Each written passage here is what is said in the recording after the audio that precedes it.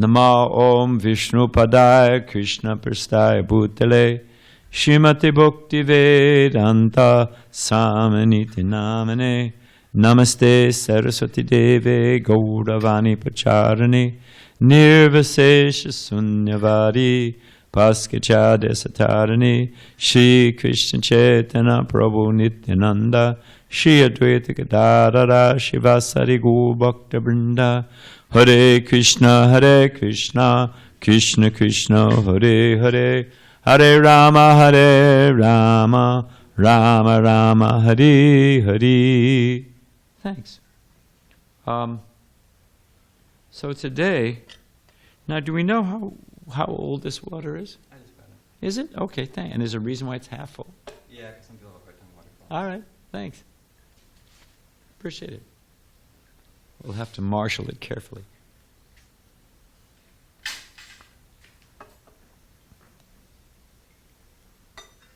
So today we're going to read about Madhvacharya and also Shyamananda Pandit, who are great Vaishnava acharyas. Anyone know what the root of the word acharya is? I just said it actually. Ram knows, huh? Behavior. It means behavior. They used to say, don't do as I do, do as I say. You ever heard that one? It's an old one. Don't do as I do. And the question is, if it's such good advice, why don't you follow it yourself? And you don't teach. We went to see Professor Dimmock. Professor Dimmock, who's passed away, was the top Sanskrit scholar in the world, teaching at University of Chicago. And we wanted to get a review for him. I went with Parvarajacharya, who had just taken sannyas. And he was teaching University of Chicago, and we went to see him. And the idea is that he was, to see if he would give some review on Prabhupada's books, some, praise, and that would help us put Prabhupada's books in libraries and universities. And we went to see him at his apartment in the, where was it? Anyway, it's right on Lakeshore Drive, Chicago, very wealthy area, beautiful apartment overlooking Lake Michigan, right on the Lakeshore Drive. And we arrived at the appointed time and knocked on the door. No answer. Knocked on the door. Finally, we could hear someone stumbling around inside. Finally, he got to the door. He couldn't get the door unlocked. And he opened the door, and he was completely disheveled, just like you can imagine, hair all, in pajamas, and completely intoxicated. I could smell from a distance because he couldn't quite get the chain off the door. And he said, "Oh, I'm very sorry. I'm not up to it. Can you come tomorrow?" So we came the next day, and luckily enough, the next day he was sober. But the point is, they say that, it doesn't matter what your moral character is. You can be flirting and running off with the students, but if you know the field, you're expert in the field. But we don't accept like that. We don't, that one actually has to practice. One teaches by behavior. One has to actually have character. And then there's potency in one's instruction. So the hearing about these great acharyas who are teaching by their example, it's meant, well, let me give you this example because I was thinking about it this morning. Prabhupada gives an example. I'm going to tell a story, Prabhupada's story, and then one of you can tell me, what does it mean? What is the purport or the message of this story? Maybe we'll ask you, Bhakti Alex, and see if you know what it is. Don't worry, if you get the wrong answer, you'll still get prasadam. Don't worry, we'll still be friends. So there were 3 brothers and 4 brothers. And 3 of the brothers were rascals, fools. And so when the father passed away, he left the money to the 4th son, not the other 3 sons. So you can imagine the foolish, envious, materialistic, disrespectful sons Now they've been iced out of their inheritance. It had all gone to this fourth son. So what did they do? They devised a ruse to drive the man to suicide, because then they would get the money. So what they did was, every morning when the man would walk to the river to bathe, in village life in India, they stationed the three brothers at different points along the road. And when they saw him, they called out, when he came to his first brother said, "Oh, Govind, you become a ghost, stay away, Vishnu, Vishnu," and ran off. So Govind, the fourth brother, thought, I'm not a ghost, that guy's gone crazy. So went a little further, met his second brother. He's getting close to the river. Second brother says, and he goes to embrace his brother. Oh no, Vishnu, Vishnu, the Shringa, you've become a ghost, help me. Runs off. So he goes a little further. The third brother, same thing. By this time, hearing, the poor Govind is so convinced that he's become a ghost, when he gets to the river, he drowns himself and dies. Does anyone want to guess the purport of this story?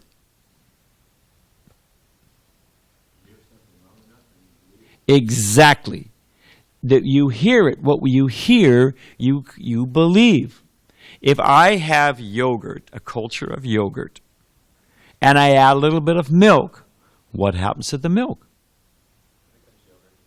Well, wait a minute. Let me add a little more milk. Change this yogurt around. What happens? Same. So the predominant culture affects the new entry. So the new entry becomes like the predominant culture. Follow? We are surrounded. We are bombarded with material messages. Somebody told me that the average,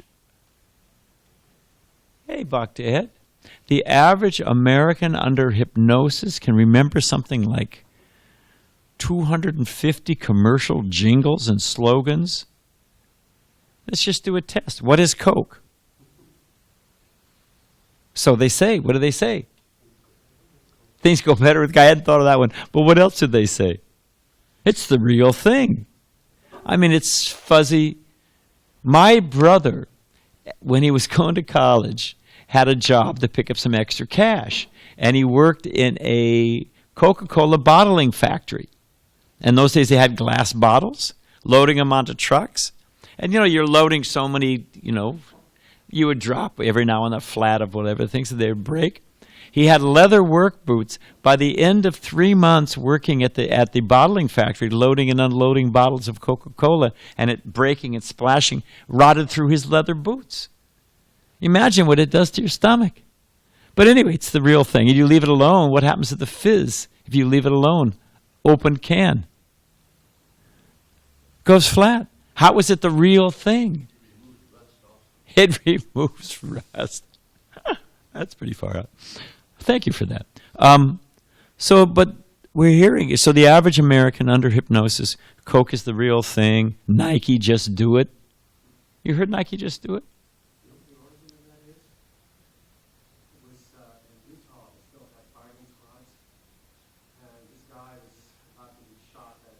And he said, just do it. Okay.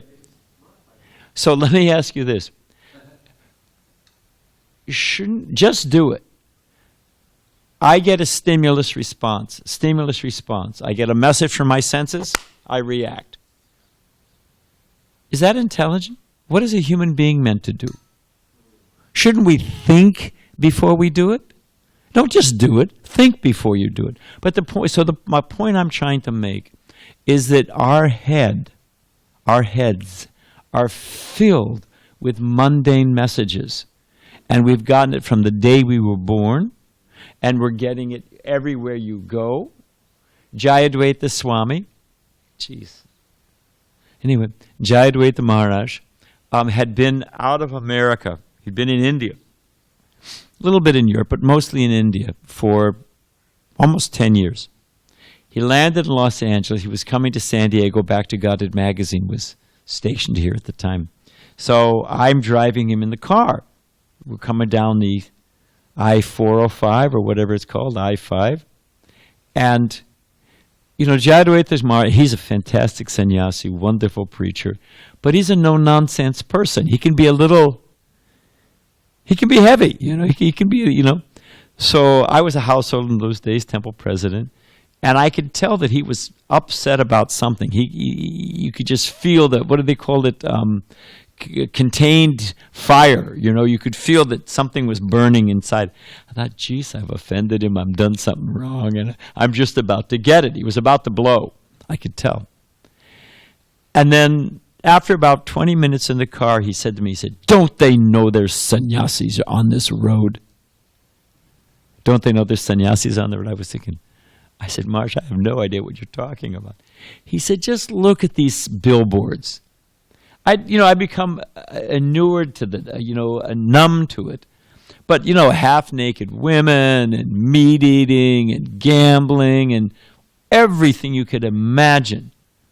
Breaking of the regular principles and big, and because he'd been in India where in those days, they didn't have all that stuff, it was a shock. I remember, it's a long story, but in my householder days for business, I remember myself and Vaikuntha Prabhu, we were in Qatar, which is a Muslim country. And it's strict. And, I remember there was no signboards. The women were dressed, and I'm not advocating, there's a lot of things that are not good. But it was an interesting experience. You could, you just didn't see all that stuff. And it had a calming effect. It's going on under the surface because desire is there. But the point is that we are brainwashed to think. What the Prabhupada say? Anyone know other than Vijay Prabhupada's famous response about brainwashing? Because he used to say this chanting, this mantra, vegetarian diet, low protein. Of course, the world has changed now. But they used to say that it's brainwashing. What was Prabhupada's response to brainwashing? Anyone know? And the brain is dirty. Shouldn't you wash it, So we have to recognize that all of those, and they're triggers. Like, what do they call that? Like Pavlov's dog and conditioning. That we have, like people, they've been through the war in Vietnam and they hear a backfire. And so, post-traumatic stress disorder. And it triggers it. There are different triggers.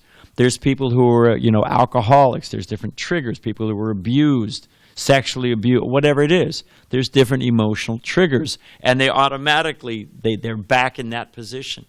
So we've been conditioned, what to speak of in this life, since time immemorial. And some of the best brains, my daughter, frankly, when she graduated from USC, University of Spoiled Children, degree in psychology. One of the first things she did was she worked for an advertising company, a businessman called Arthur Anderson, and the whole idea was to use psychology to figure out what was the best slogan, what was the best way to motivate people. They made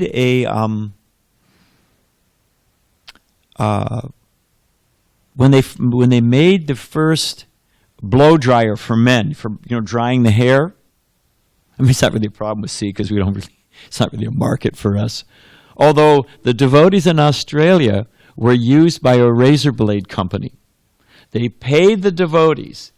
This was many, many years ago. But there were billboards all over Australia with blissful, bright-faced devotees. And they said, we get 24 shaves per blade. It was a famous it's a different place in Australia. They love the devotees because of prasadam distribution. We have a ton of restaurants there, and we're popular there. They know us. So, so they had a problem because blow dryers first came out, and women were using them for drying their hair. Now, we know the population. Well, I'll just say it. Half of them are women. What's the other half? Well, now, there's multi-gender genders, so I guess it's not an easy question nowadays. But let's just let's not overthink the thing. Half are men, half women. Don't get Suki involved. Half men, half women. So, what to do? There's a whole market. There's a whole market that, I'm making blow dryers for women's hair It's only 50% of humankind. Why don't I sell them to men? Right? Doesn't that make sense?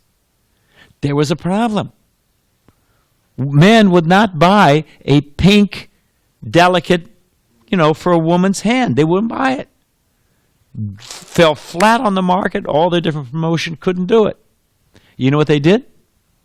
How they got men to buy blow dryers for fluff drying their hair so they didn't feel effeminate? Flames on, you're close, flames on this side. What they did was they made them in red, made them in black, and made the handles thicker like a power tool. So it felt like you had a power tool. And then the men felt, okay, man, I'm a macho, bzz, whatever. So the point is that we are completely, how conditioned we are, and how many triggers there are, we should be aware of that. And that, my grandfather, it's a long story. I have a number of stories about my grandfather. But my grandfather took me fishing one time. And I couldn't have been more than 6, 7 years old. And I didn't quite get the whole concept, So, it's like they have Ronald McDonald's and the kids go out to the forest and pick the hamburgers from the hamburger tree. They completely divorce it from factory farming and the violence of the thing, So I went fishing. And, it's actually quite ghastly. Imagine if you were walking down the street and there's a big gulab jamun or a samosa. You think, oh, fantastic. And you reach out, all of a sudden you're hooked and you're dragged into the ocean. It'd be pretty traumatic, and eaten by some shark. It'd be a pretty traumatic experience. So the fish is cruising along. It sees its equivalent of a samosa, or, sees the little worm there. Next thing it knows, wham, and it's dragged out. And, it's a very ghastly thing. So anyway, I'm there with my grandfather. And we were ocean fishing, beach fishing. So we'd catch a fish. And the poor thing, I felt sorry for my grandfather. Throw him, they were just lying there on the blanket on the sand. Poor things flapping around. So when my grandfather wasn't looking, I was throwing them back in the water. My grandfather became furious that I was a sissy and, what's wrong with me? And never took me fishing again, which was just fine with me. So, but the point, here was the thing that I noticed. And here's the point I'm trying to make. When the fish was thrown back in the water. The fish had been the fish natural state is the water. You with me? Anyone want to argue that one? Out of the water, a fish out of water, it's its unnatural state. When you have the fish out of water long enough, kids don't try this at home because we don't want to torture innocent animals, but if you throw the fish back into the water, does the fish take off immediately? What do you think? Anyone know?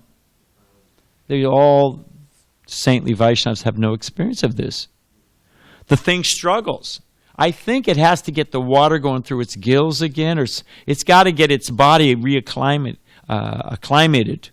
whatever the word is, reaccustomed to its, So even though its natural state is water, having been out of water so long, when it's returned to water, it looks like it's struggling. A little time, then it takes off. But there is an interim period that it looks like it's suffering. Prabhupada compares this to a particular disease and something that you drink. Oh, that is such a softball, underhand hint, slow motion. Anyone know what that example is? Other than Balaram? Other than Vijay? What is the example? I'm going to say it. If I have jaundice, what's the example? You drink sugar. I've actually had this experience. If you get jaundice and you drink sugarcane juice, how does it taste? It's very bitter. Do you have experience with this, Ram? Krishna's protected you. But if you drink, is it the liver or the kidneys? I forget what it does. But by drinking the sugarcane juice with a little lemon in it, it actually cleans out. I think it's the liver. Is it the liver, jaundice? Yeah, it cleans out the liver. So, but when you drink it in a jaundiced state, don't they say if your vision is jaundiced, it's bent, it's twisted, it's altered, it's inaccurate. A jaundiced vision, a jaundiced eye. So in a jaundiced state, when you have jaundice, if you drink cane juice, nice sweet sugar cane, it's bitter, it's nasty. But it's also the cure for the thing. It's therapeutic. If you keep drinking it, what happens? What's the example? Gradually, as you become cured by drinking it, it becomes okay, it's neutral. Then actually it becomes sweet. It is actually sweet, but in your diseased state, you don't experience it as sweet. So in our diseased state, and we just have to be honest with ourselves, that I had a car, a used car, because people donate cars to the temple, and usually after it has absolutely no other use and they can't sell it, it's basically a death trap on wheels, then they donate it to the temple. So anyway, I appreciate the spirit. So this thing was out of alignment, and because it'd actually been in a major collision, it was the frame was bent, so you couldn't realign it. And I swear to you, it was Bel Air was the name of that. I forget who makes a Bel Air, but anyway, the thing was a real prize. And to drive it, I swear to you, you had to aim this way. If you wanted to go straight, you had to overcalculate, and everything was like that. But the thing is that Sariputa's example. After some time of driving that car, when I got in a regular car, I was almost crashing. I had to readjust. Oh, wait a minute! I just aim straight. I don't have to overcompensate. There's a famous example. Sariputta told me. I don't know what university they did it. It had to do with perception in the mind. Seeing, you ever heard this one? Seeing is believing? No, it's not. It may be believing, but it's not knowing. You may believe it, but it's not actually knowing. Classic example. They took some folks and they put these inverted glasses. It made everything topsy-turvied. Up is down, down is up. Okay? So picture how you put on these glasses and everything's upside down. Then they had you try to bounce a basketball. I mean, just imagine trying to bounce a ball off the ceiling. You ever had looked in a mirror to try to move your hand in a reverse mirror? You ever had that experience? You're looking in the mirror and try to do something. Everything's opposite. You move back, it goes forward. It's very discombobulating. They had people try to pour a glass of water. You had to pour the glass upside down and pour the water down because then it would go up. Everything was up topsy-turvy. Everything was reversed. People were guess what happens? And it wasn't very long. I can't remember whether it was a matter of hours or a matter of a day or two. I can't remember. But it wasn't that long, that much time. People got acclimatized to it. They're bouncing the ball, pouring the cup of water, doing whatever they were doing. Guess what happened when they took the glasses off? Completely. They were back to the real world, to normalcy. Completely could not function. I mean, after, I don't know whether it was hours. Sariputta told me, but I forgot whether it was hours or days. But, then they got back to it. So it's perception, truth, reality. It's very fluid, actually. And we have been brainwashed since time immemorial. Therefore, we're completely convinced we're the body. If we're not the body, some people can get it. Well, okay, now, whatever's going on now, wait a minute, the black experience, and geez, wait, I'm living in a white world. What's the black world? And rightly so. So people can get an idea, the family of humankind, that we're all, you cut me, I bleed. My blood's the same color as yours. Okay, fine. People can sometimes get the idea that they're not this body. But they're not their mind. Oh, that's a whole other hurdle. That they're not actually angry. They're not actually upset. They're not actually... What they speak of the false ego, somebody disrespects them. What matter? But who? Prabhupada says what? The dogs bark, but the caravan goes on. If you walk down the street, some dog barks at you, just goes off on you completely, barking like anything. Do you go into therapy? The dog doesn't like me. Maybe I should get down on all fours. The dog will get it. I'll get a little tail. I can pull the string and my little tail will wag and all the dogs will like me. Is that a logical conclusion? What do you think, Ram? It's a dog, you know. Who cares what a dog thinks? It's a dog, you know. So I mean, I'm not calling everybody's a dog and, you know, we're elitist. That's not what I'm saying. But the point is that to identify with the false ego, to separate oneself from the body, okay, that's an accomplishment. People can do that. But even more, but we're not the mind and all of its emotions, and we're not the false ego and all of its pride and vanity. It's a tough row to hoe. So we have to realize that we are conditioned by all these things. Now, and therefore, when we hear about these great acharyas, believe it or not, that was the setup to this, it gives us an idea of what is life actually meant to be. We're thinking, what is it? Well, not so bad. You ever heard this saying? Something going on out there? Not so bad. How are you? Not so bad. What's another one? How are you doing? I'm good. So far, so good. That's what the man who fell off the roof said before he hit the ground. So far, so good. It's not the way down that's the problem. It's hitting the ground that's the problem. So we have no idea what's about around the corner. COVID is around the corner. Nobody expected that. So many things you don't expect.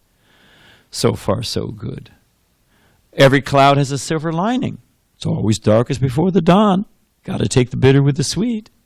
This is called, what is the name for it? It was one of the Paramanas, Jnana Paramana, I forget the name of it. But it means the mundane logic, village logic. So this is not how human life, we need to break out of this. One last example, then we'll read about Madhvacharya. We'll do Shamananda next time. We'll figure that out. But, what was I going to say? Oh, what animal, other than Vijay,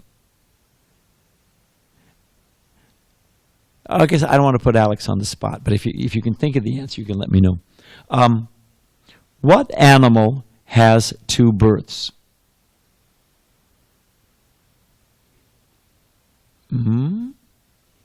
Chicken. What?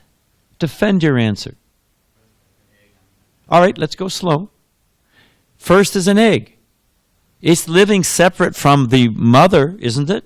It's a birth. It's living separate. I mean, you can even take the mother away. You can put it under. I did that in one of my science classes before it became, many years ago in school. You put the under a hot light. You ever done that?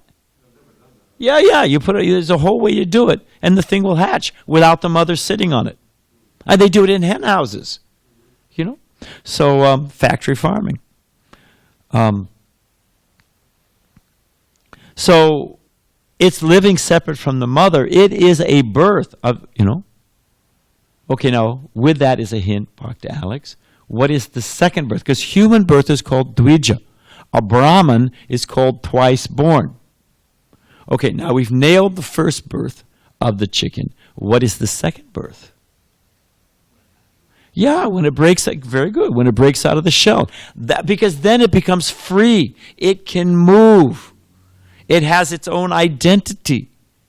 That's the real birth. Would anyone call the coming out of the egg the real birth? If you had to argue, which birth, Balaram, would you argue for? What came first, the chicken or the egg? We have now answered that. What birth would you argue for? Yeah, when you become free, when you become an actual independent living entity. So I'm black, I'm white, I'm American, I'm Russian, I'm this, I'm that. Frankly, I'm a brahmachari, I'm this, I'm a great mridanga player, I'm a GBC, I'm a sannyasi. Okay. I mean, those are roles and they have purposes and everything. But the real freedom is when you understand Nitai Swarup Krishna Das. I'm the eternal servant of Krishna. That's real identity. That's real freedom. So when we read about these great souls, this is what human life is meant to be. Maybe, well, we got a few minutes. I'm also can't see out of one eye. That's another gift. So this is from the Chaitanya Charitamrita, Madhya Lila, chapter 9. Prabhupada's books, there is, just like we're going to read about Shamananda, we're going to do that. I guess maybe we'll do it one day this week. We'll just pick it up. There's so much in Prabhupada's books. Let me just give you one blissful, just for fun, I did a word search on Shamananda from the Chaitanya Charitamrita. This is just one of those jewel purports of Prabhupada. To inundate the three worlds with nectar is the purpose of the pastimes of Sri Chaitanya Mahaprabhu. Can I read that one more time? Let me just relish it. To inundate the three worlds with nectar is the purpose of the pastimes of Chaitanya Mahaprabhu. How this could be possible was exhibited by Srila Raghunath Das Thakur and later by Thakur Narottam Das and Shamananda Goswami, who we're going to read it, who all represented the mercy of Sri Chaitanya Mahaprabhu. Now, that same mercy is overflooding the entire world through the Krishna consciousness movement. The present Krishna consciousness movement is non-different from the pastimes performed by Sri Chaitanya Mahaprabhu when he was personally present, for the same principles are followed and the same actions are performed without fail. So that same mercy that was simply meant to inundate the three worlds with nectar. What is the business of our movement? What is the business of devotees? What are we doing? Prabhupada said we are engaged in three activities which are cyclical. They asked Prabhupada, I was sitting in the room, newspaper reporter asked Prabhupada, what do you do for recreation? Prabhupada had a little look of puzzlement. Anyone know what Prabhupada's answer was? Because they're thinking, you don't do golf. Prabhupada said, they asked Prabhupada, well, what? You're not members of Club Med or whatever it is. I don't know what they're doing out there. You're not playing beer pong? What do you do for recreation? Your parents are going to ask you this. What? You're in that monastic order of life. What do you do for recreation?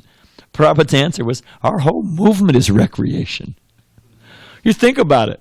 My father, at his retirement dinner, to his credit, my father, who punched the temple president in the nose, the Laguna Beach temple president, after it was a long, slow arc, but at his retirement dinner, he said, everyone's 65 years old, sold his business, he's retiring, happy camper, everyone's tuxedo, praising him.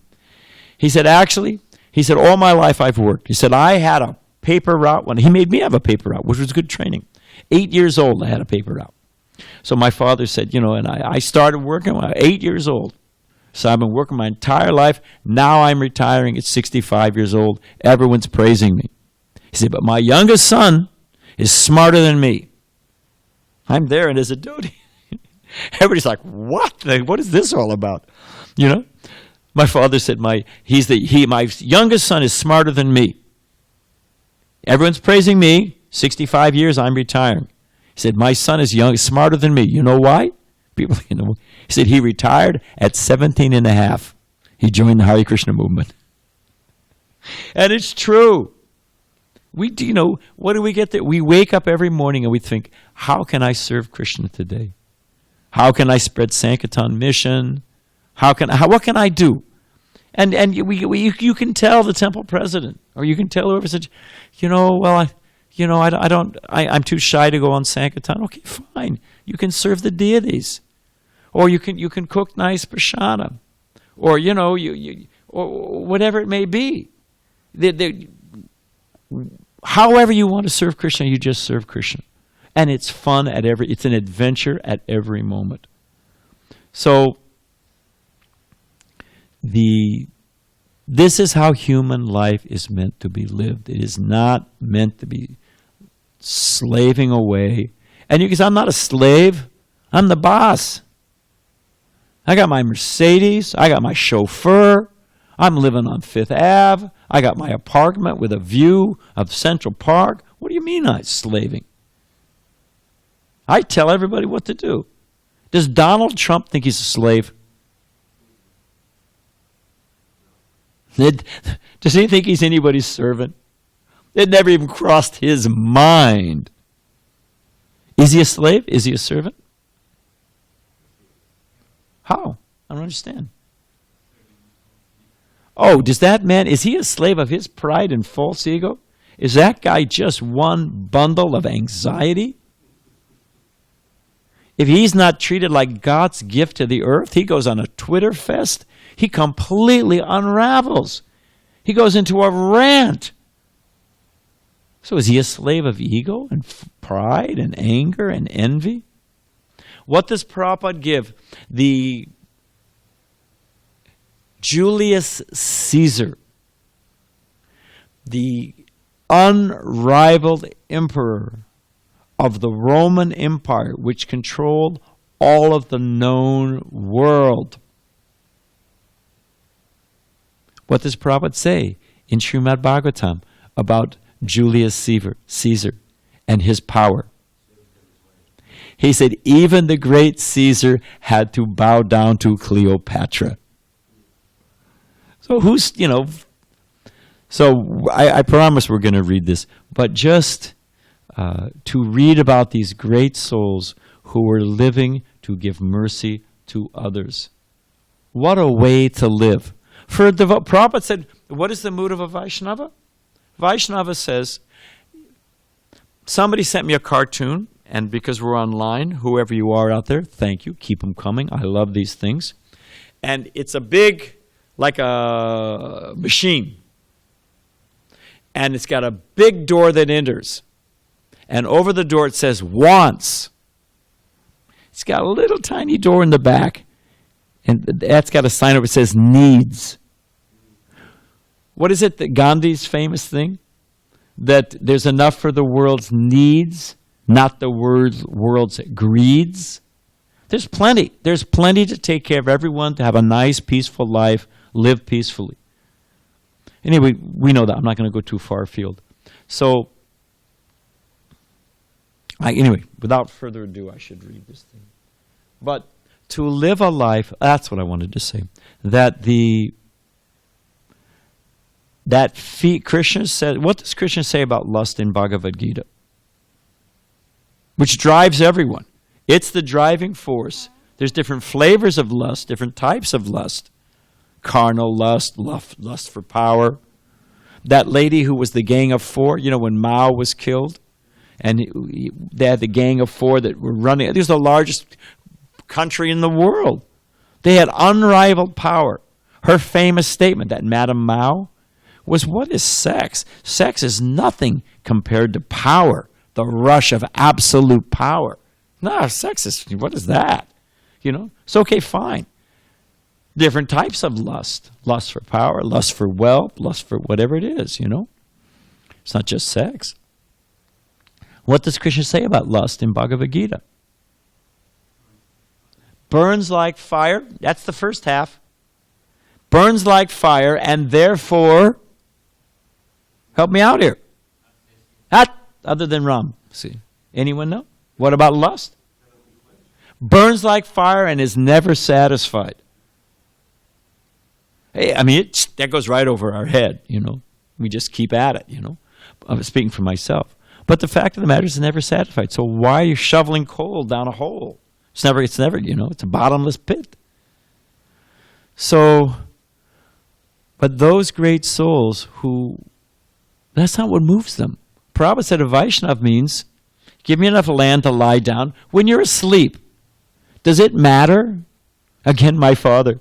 One time I was going to India. He was in London on business. So he was staying at Claridge's Hotel. It's one of the best hotels in the world. Winston Churchill said, when I die, I don't want to go to heaven. I want to go to Claridge's. He's probably a dog. He's probably a bulldog. The British bulldog. That's probably where he is right now. He's not at Claridge's. He's not in heaven. He's a British bulldog. But, sorry if I offend anyone. But the point is, when we went to Claridge's, my father's, there, deluxe hotel. I spent the night. Because I actually, it's a long story. I actually was very fond of my father. He became a good man. But all night long, he was tossing and turning. He was in Claridge's hotel with a view of the mall, you know, fancy bed, the hand-tooled wallpaper, the whole thing. Gold handles. There it is. And when he lay down on that bed, he didn't take up more than 6 feet. And he was tossing and turning. I'm a devotee, man. I slept like a log. Generally speaking, devotees sleep pretty easily, you know. And he was tossing and turning, buy, sell, this, that, completely in anxiety. He asked me how I slept. I said, I slept great. I said, how about you? He said, I couldn't get a wink. So the Vaishnava, Prabhupada said, enough room to lie down. A little bit of prasadam. How much prasadam? A little rice, a nice sabji, something cooked, sattvic, Suddha sattva, purified goodness, offered to Krishna. Nice fresh fruit. Whatever. Nice prasadam, simple prasadam, good for digestion. And when you lie down, it doesn't matter. All you need is 6 feet. Once you're asleep, you could be on a park bench or you're at Claridge's. It doesn't matter at all. So Prabhupada said, this is a Vaishnava. Vaishnava says, give me enough land to lie down, a little bit of prasadam. Other than that, let me serve. And you can serve in any condition. So to have that mindset when we wake up in the morning, let me just serve Krishna. And there's so many ways to serve Krishna. And as far as Prahlad Maharaj says,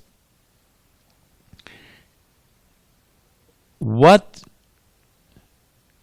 does anyone here seek suffering?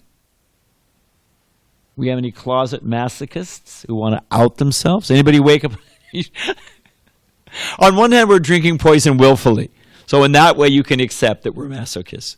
Anybody wake up in the morning, just bang themselves in the head with a hammer? Good morning, Balaram. Bang! I'm not going to Mangalartik. I'm going to be in the alley and bang myself with a hammer. Tell me when Mangalarti's over. Because I got to wake up and, Nobody seeks misery. But what does Prahlad Maharaj say about misery? It comes unsought. Isn't it? Okay, now why does that matter? We're trying to avoid it like anything, and it comes unsought. What is the other side of the coin? Anyone know other than Bhakti Ed and Vijay and Balaram? What is the, yes, you can guess if, you were just putting your head. What is the other side of happiness? Don't overthink it. What's the other side of happiness? Opposite of happiness. Misery, distress. Okay, now distress comes unsought, even though we try to avoid it. Connect the dots. What also comes unsought? Happiness will come. It will come. Happiness will come unsought, and misery will come unsought. Therefore, we should not spend the whole pursuit of human life is to mitigate. You want the lowest common denominator. You want the truth as it is, the truth, Ruth, the bottom line. Give me the straight sauce, give me the bottom line. Human form of life reduced to the lowest common denominator. The basic common theme is they're spending their time. Not only human life, every living entity. How to minimize misery, how to push it off, and how to find happiness. Whatever I define as happiness. Whether it's, a plant getting to the sun, amoeba getting, an ant getting a little sugar, or me becoming president of the United States, or whatever it is. Winning back my college girlfriend. Whatever it is. How to get happiness and avoid distress. Everybody. But Prahlad Maharaj nails it. He says, actually, we should be intelligent. We eat, we cook, we do what we don't. Why do we wear seatbelts? Because Prabhupada said devotees are fearless, but they're not fools. So we're not, don't go binary, black or white on me. It's nuanced. But the simple fact of the matter is, instead of spending our time trying to minimize misery and trying to find some happiness, which is going to come both are going to come either way, and they're also going to go either way. What about waking up in the morning and thinking, like these great acharyas, how can I do good for others? How can I please Krishna? Prabhupada wrote me a letter. I wrote a letter complaining. It's fact. I wrote a letter complaining to Srila Prabhupada. And Prabhupada wrote back. Prabhupada could be subtle. And Prabhupada was the most subtle and sublime. He could also be very direct. Prabhupada said, it's the first line in the letter, it's very good that you're concerned about your god brothers. Actually, I was not concerned about my god brothers. I was concerned about how they were, I wasn't happy with them. I was concerned about me. I wasn't thinking about them at all. So first thing Prabhupada did was flip me around. Then he said, there are bees and flies. Anyone know this example? Where will you find the fly? Dumpster. Especially our dumpster. Especially the trash if nobody dumps it. If it sits there for a week. And where will you find a bee? Bhakti Alex. Nice, fragrant. So where do you want to live? Where do we want to live? If you had a choice, let me be a fly. And actually, if you want to get scatological, not just garbage, where is a favorite place of flies? I won't even say it because it's Bhagavatam class. Yeah, where the dogs do their business. So do you want to live there? Or do you want to live in a nice lotus flower? So Prabhupada said the mind, in this letter to me, he said the mind is like, you can be a bee or you can be a fly. You have to train the mind. You have to train it. Once again, wait a minute, I'm not this mind. I'm not just, strapped onto this chariot and wherever it goes, I'm just diligently, dutifully dragged along with it. Wait a minute. I don't want to get on that train. I'm not going to go there. So when one thinks like that, so we have to train the mind. Prabhupada said the mind can be like a fly, always finding fault in others, always finding fault with the situation. What is the cup? I'm a half full, half empty kind of guy. We're not talking about foolish optimism, but we're talking about how to train the mind. Or we can see the good in others. We can see the good of the situation. If we have a Vaishnav mind, like a bee.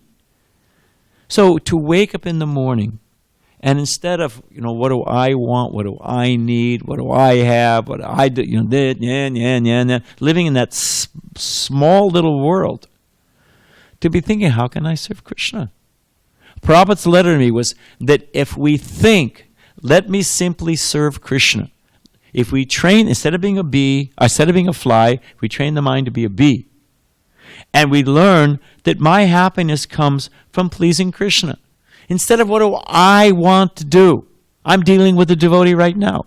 Oh, well, what I want to do. Well, what does your spiritual master want? What does Krishna want? What's the best for the population of the earth? What's the best for Chaitanya Mahaprabhu's mission? Not even part of the calculus. I'm going to do, in the parameter of Krishna consciousness, I'm going to do what I like to do. Okay, fine. It's something. At least you're not a gross fool.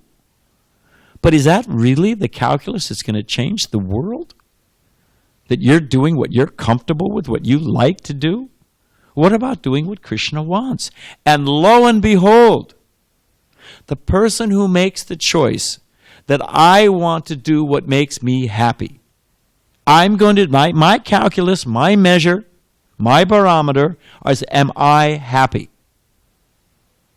Is that person happy? What do we find? If their happiness depends, because that happiness depends on conditions. As long as I've got the conditions that I like, I am happy. Therefore, I need the conditions. If A equals B and B equals C, A equals C. Happiness, there it is. I'm dependent on the conditions. And the conditions are going to change. Now, what about the person who says, hey, to hell with, as Prabhupada would say sometimes, to hell with my happiness, I'm going to do what Krishna wants. What becomes the state of that person? Prabhupada wrote me this in the letter. Very soon you will come to the point of being happy simply knowing Krishna is pleased. Lo and behold, our happiness does not become the conditions. Jayananda, Krishna was pleased because the garbage needed to be taken out. And Jayananda took the garbage out, and Karandar moved into the temple because he said, if the garbage man for the Hare Krishnas is this happy, imagine how the rest of the devotees are. Of course, Jayananda was managing the temple and doing so many other things. But We're perfectly fine with it. So if our happiness becomes, let me simply please Krishna, lo and behold, seek ye first the kingdom of God, and all things shall be added unto you. Anyone want to guess what this means in this context? I want to become happy. I put aside my happiness, and I do the kingdom of God. I do what pleases Krishna. And lo and behold, that thing which I actually want, happiness, I become happy. I become happy in every single condition, in every circumstance, in every place. In front of the greatest difficulties, I'm happy. It's an amazing thing. The actual opposite. By chasing after my happiness, I don't become happy. By forgetting about my happiness and just trying to make Krishna happy, I become unlimitedly happy, ever increasing, in every condition. Figure out the calculus of that. So we're actually going to end here. And we'll read about Madhvacharya and Shamananda.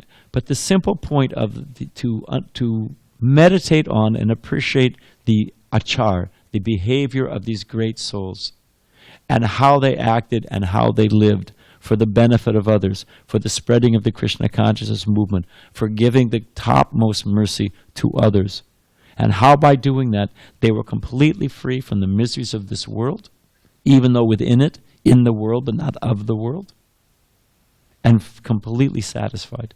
So it's simply a matter of intelligence. Okay, we'll end there. Thank you very much. Hare Krishna.